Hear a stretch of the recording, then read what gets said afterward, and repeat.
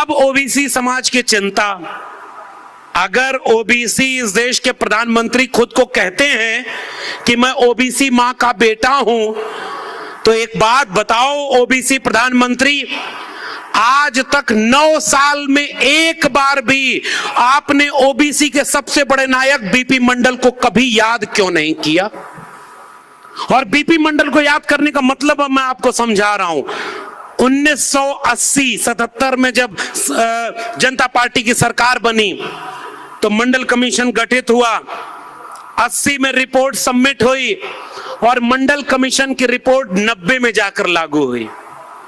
और वो लोग कितने शानदार लोग थे जिन्होंने 1950 में आजाद हुए भारत को, भारत कैसा बनेगा इसका खाका खींचा डॉक्टर अंबेडकर ने, और भारत रत्न मिला 40 साल बाद 1990 में। और 14 अप्रैल को छुट्टी की घोषणा कब होती है? 1990 में। 40 साल तो लग गया इस देश को ये बात कबूल करने में कि बाबा साहब डॉक्टर अंबेडकर भारत रत्न हैं। अरे भाई, तुम्हारे भारत रत्न का कद बढ़ गया वो अगर बाबा साहब को मिला, क्योंकि वो भारत रत्न नहीं विश्व रत्न थे, क्योंकि वो इंसानियत का पाठ पढ़ा रहे थे।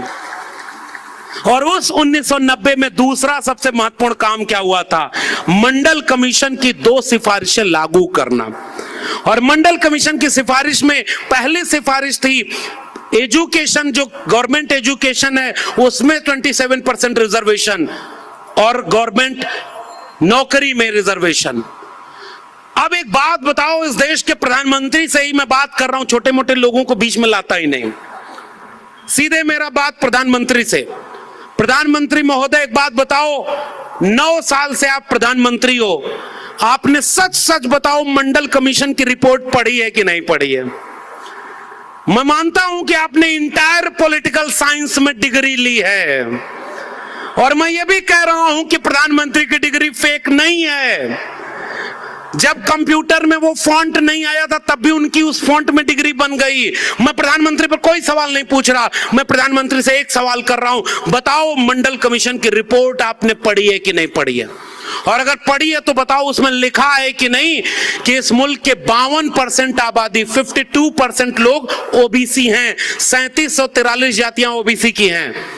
और 1993 में जब इंदिरा साहनी जजमेंट के बाद यह नियम बना कि चूंकि अपर लिमिट सुप्रीम कोर्ट ने तय कर दी कि 50% से ज्यादा रिजर्वेशन ओबीसी को सब मिलाकर नहीं हो सकता, तो ओबीसी को रिजर्वेशन कितना मिला? जोर से बोलिए, कितना मिला? 27% मिला।